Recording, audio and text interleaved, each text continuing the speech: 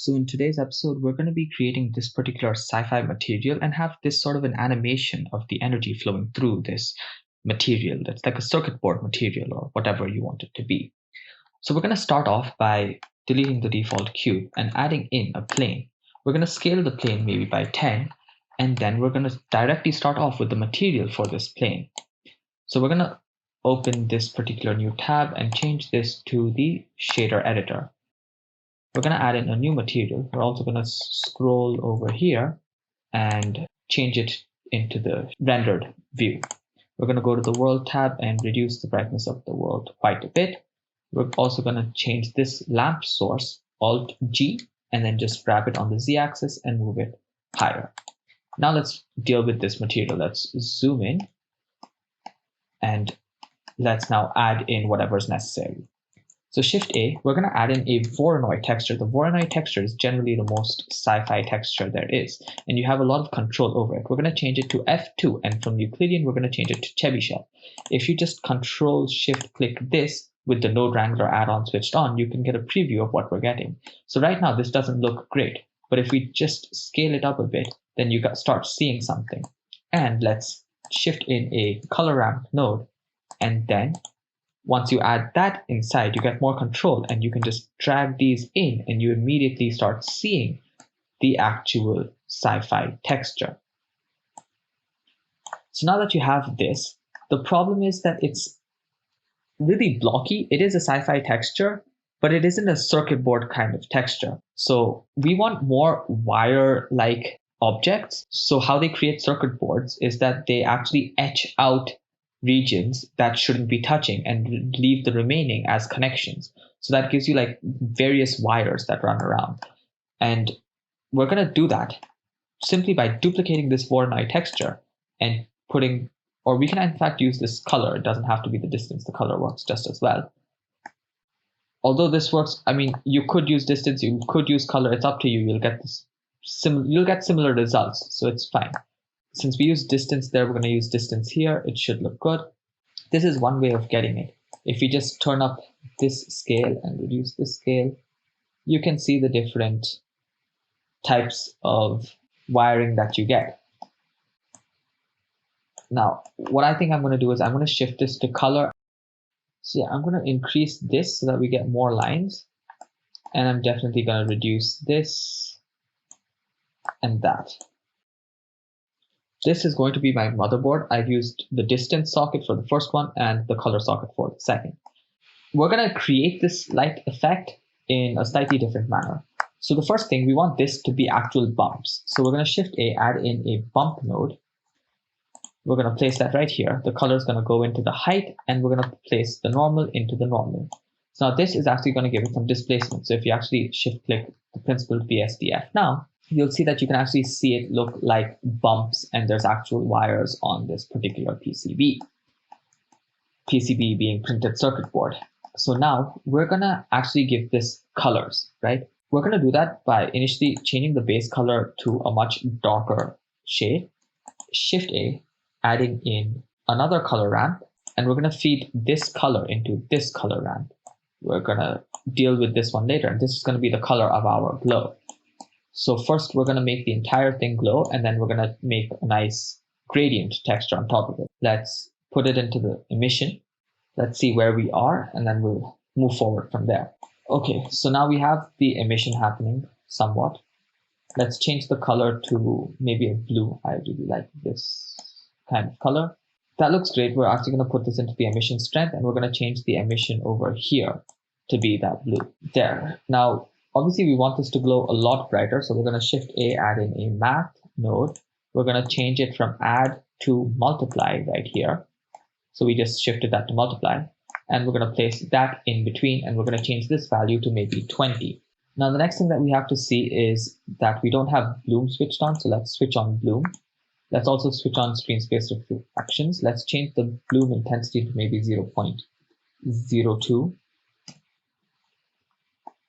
Okay, and now you see way too much of it is glowing. We want only the wires in between to glow. So what we're going to do is we're going to do this. We're going to add in a new marker. We're going to shift that marker here, and we're going to change that color of that marker to black.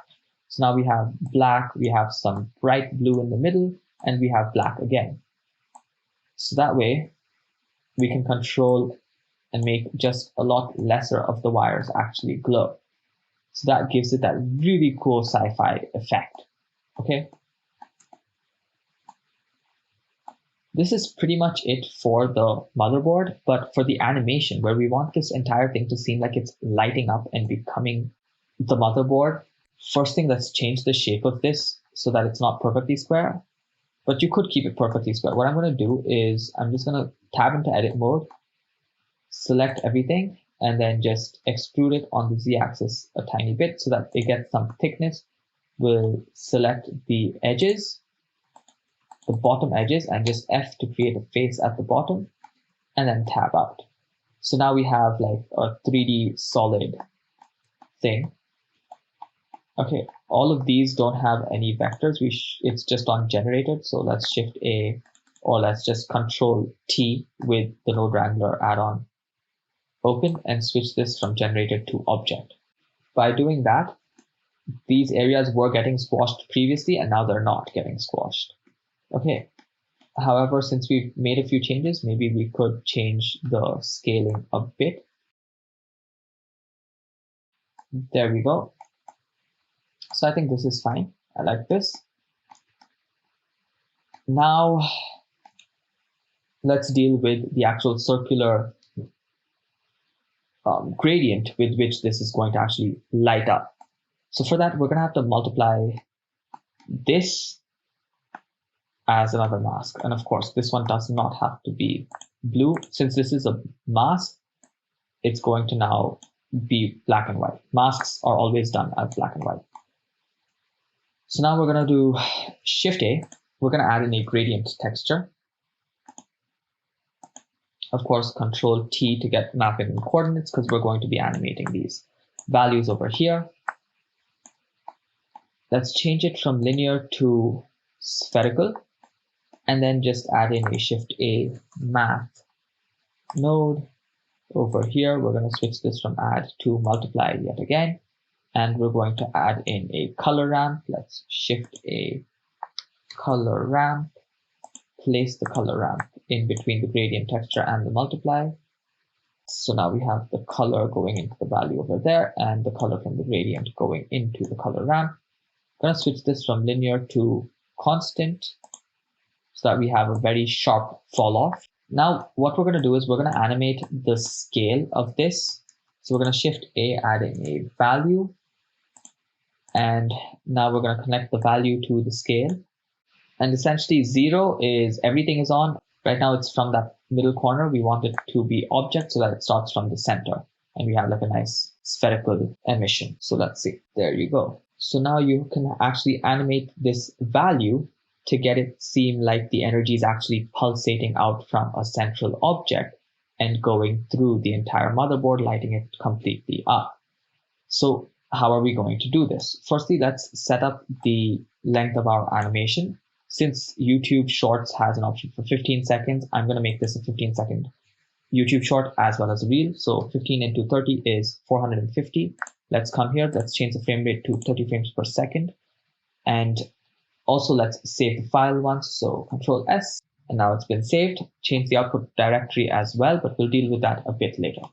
So right now we have our, so we'll start off at like 8 or something, and then it'll grow out as we reduce it.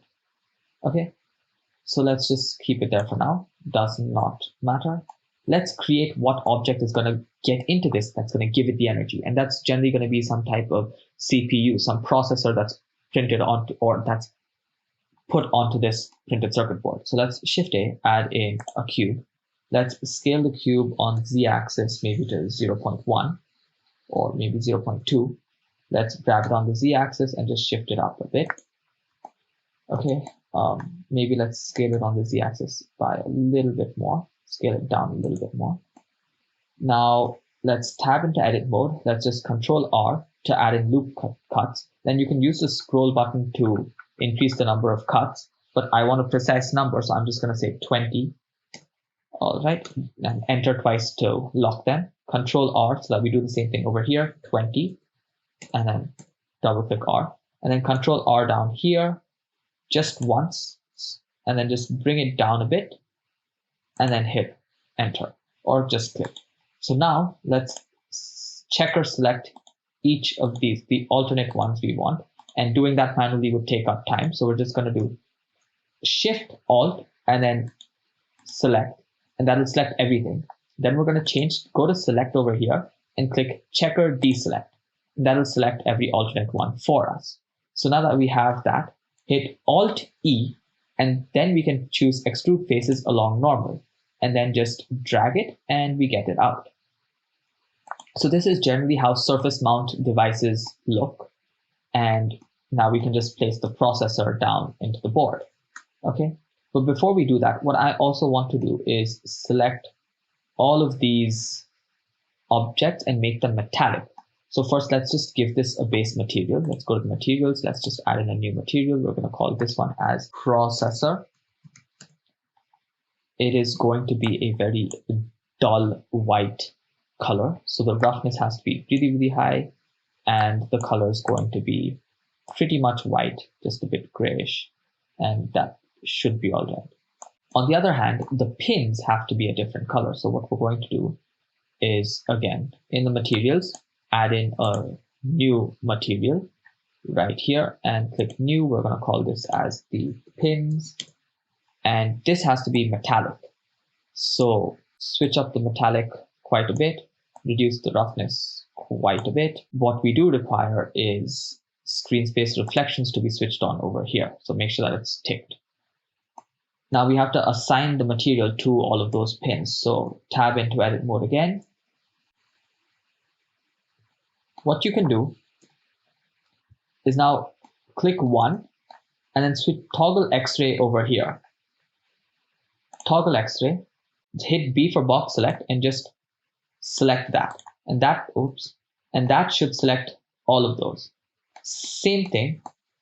Again, one, zoom in, hit B for box select and just select that, and that will select all of those. And we can do the same thing when we tap 3 to go into the side views, and then just hit box, select all of these, and then shift to the side, B for box select, and select all of these. So now we have all of those selected. Go to material, and with pins, hit assign. Now once we tab out, we have the pins, which are very shiny and reflective, and we have our base material. This we can actually make a little bit more reflective. So let's just reduce the roughness a bit. And let's increase the metallic a little bit. Okay, so now that we have that, I don't want this light to be giving off that specular thing. So there we go, we just switched off specular. Now let's take this, let's just keyframe this. Okay, let's just grab it down on the z-axis.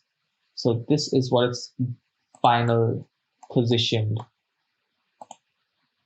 is going to be. Or let's just grab it on the z-axis a little bit higher, and there. So now the pins perfectly place in. Of course, the lines aren't coming out accurately, but most people aren't looking for accuracy in this sort of a stylized scene, so that's not an issue. So this is going to be our final position. Let's go to frame number maybe 180 is when the final frame happens. When this finally lands, let's hit I, location rotation scale. Then let's go to like frame 120. Let's grab it on the z-axis and then just rotate it by, I double hit R so that we get trackball rotation, and we just rotate it to something like that and hit I, location rotation scale. So now when we actually play, it's going to go whoop and it's going to land perfectly inside. Now the interpolation over here is Bezier. So it's actually going to nicely go down. So wait, let's change the playback to play every frame to frame dropping. So now we're going to actually see how fast it would be when it's really playing, and there. I think that's fast enough, but I would like it to speed up a bit more in the center. We're going to do that towards the end as well. We're going to change quite a lot of the interpolation modes for all of this. So now let's go to our camera view. Let's Shift A, add in an empty, which is going to control our camera. Let's just grab the empty on the Z-axis by a little bit. Now let's select our camera. Then let's select our empty. Control Z. Let's just zoom in a lot so that we see our empty, and then just select our empty. Nope, that's select our light. It's always going to select our light. Let's just go to object mode so that we can see our empty, and then select our empty so that we have both the camera and the empty selected. And then just hit Control P, set parent to object. So now we can select just our empty, and then we'll keyframe our empty. So let's start off at frame 0, hit I, location, rotation, scale. Let's also change our output properties to a resolution of 1080 and 1920, because that is the vertical aspect ratio, and I'm going to release this as a short. So I will render it out like that. Initially, at least, I will render out a normal version for any other videos that I require on other channels like PhysiFacts. So now let's go to frame 100, maybe frame 90, or I think maybe 110. Let's see how it looks. So let's go to frame 110. Then let's take this empty, rotate it on the Z-axis so that we come to the front of the motherboard. And then let's just scale it down so that we zoom in on the motherboard. Let's just GZ. Okay, and then hit I, location, rotation, scale. So let's see what we have. We have a whoop, it goes in, it zooms in, and it lands. Great. But what I do want from this is to remove the outsides of the camera so that we can't see it. Let's go to viewport display and change passport out completely so that we don't get distracted by what's outside the camera. So there you go. And now it places in, and as it places in, I want the camera to go into like a top view. So let's select the empty again. Okay, let's actually move this G10 so that it's at 120, so that the moment our camera stops, this thing moves down. And as it moves down till about frame 180, let's just rotate, and rotate it. Whoops, okay, let's just rotate it on the x-axis. This is not going to be that easy. I should have aligned the camera to the empty in a better way. However, I did not do that, so let's try and figure out how to do this as such. So let's just ignore that for now. Take the camera. Okay, let's go to frame 120. Let's hit I on the camera for location, rotation, scale. And then as we go to frame 180, let's just take our camera, go to our properties here, and then change the rotation to 0, 0, and then just scale it up on the Z-axis.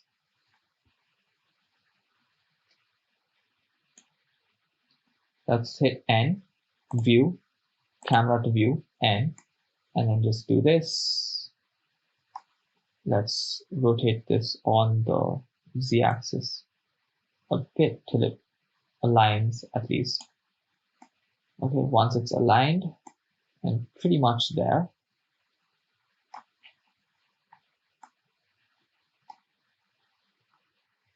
let's zoom out. No, let's just do this and hit I, location, rotation, scale. So let's take a look at how this went up. Okay, I do not want that for sure. So right here, let's just move it back to about there. Hit I, location, rotation, scale. So that we just have those two frames, and there we go. We're gonna interpolate this and make this smooth as well. And then as we go to like frame 300, we just zoom out till the entire board is seen. Hit I, location, rotation, scale. Okay, and now let's actually animate this. So till here, we're gonna have to have this value set to something really high so that it's not seen. So let's just hit I there, and let's keep that I till we reach here. Okay, so let's just select value so we see that. Let's just grab it, move it there. Okay, so by the time we reach 174, let's just reduce the value to just before it is seen. It's like right about there, and then hit I. Now once it lands and it comes to here, we want the entire thing to be lit. So we're just going to go till exactly everything is lit. So that is, I think, about 0.4 or maybe 0.45 is going to do. Okay, 0.4 itself is what we put, and then hit I. So now let's take a look at how it grows. It goes literally down, and then boom, the entire thing gets lit. Okay. Once that happens, let's go back to our camera controller. So let's select the empty at about 324. Let's put 325. Let's hit I, location, rotation, scale, and 420, which is 1 second before the end. Let's just rotate it like that, and just go scale and whoop, G like that, and there, that gives it some unique composition. I, location, rotation, scale. Let's see. Now we just go in and let's just zoom out at 450. Let's just go G, Shift, Z, that. Okay, so that we just zoom out of the motherboard. Hit I, location, rotation, scale, and let's take a look at how it looks. It goes in and it zooms out. We are going to smoothen this particular motion. So from here, let's just Shift D that to there. So let's see.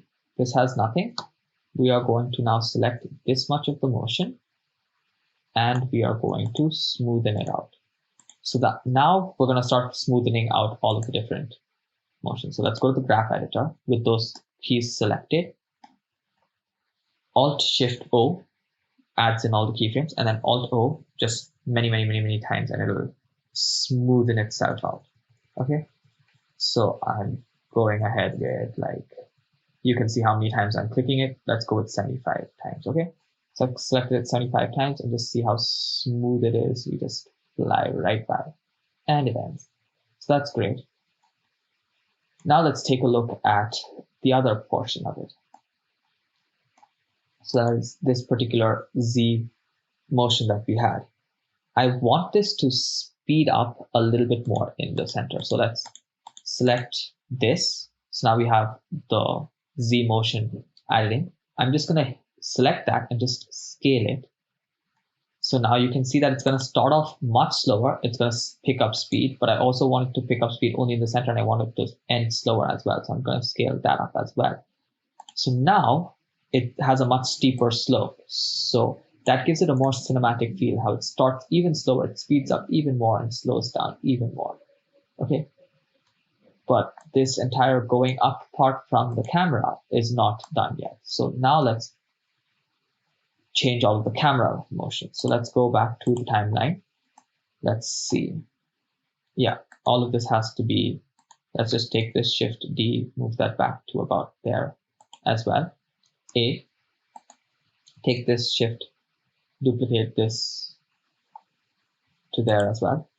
A, to select everything, go to Graph Editor, Alt Shift O, that adds in all of the keyframes in between, and then Alt O to just smoothen it out quite a bit. So just Alt O this again, maybe 60 times. So there you go. So now it's nice and smooth. So now let's take a look at it. So let's see, it starts off right there. We go in and then we look up and boom, it's animated in. Let's switch off this for now. Let's go right. Okay. So now watch the background be, because the background right now is very, very plain, right?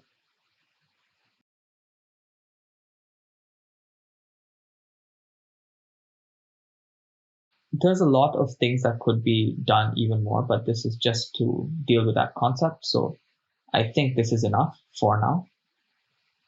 We could always add in some textures onto this surface as well. And since it's annoying me that much, I am going to add in texture to the processor.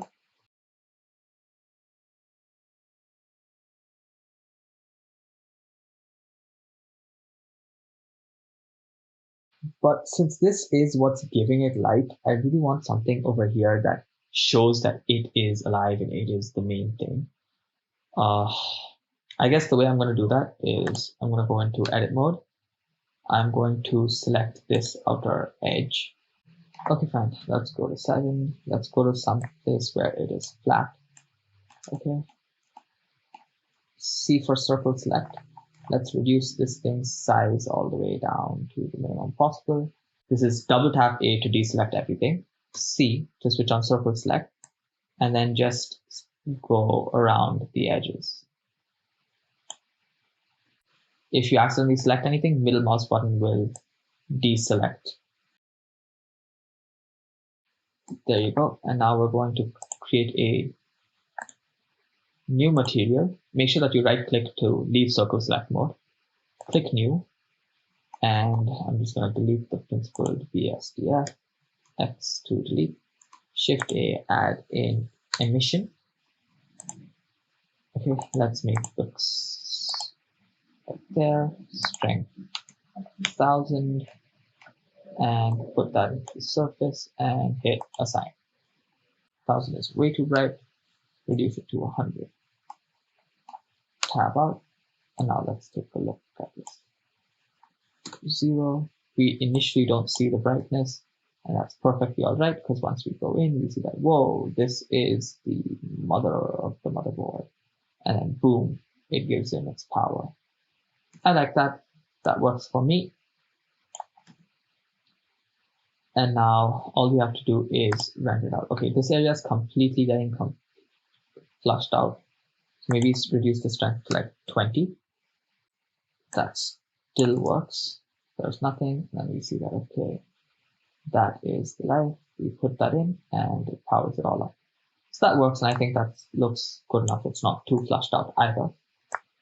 So that is exactly what we're going to go with. Okay. Now let's just Control S once. Change our output. Switch to FFmpeg video. Change the encoding to MPEG-4. Perceptually lossless. Control S again. And render the animation.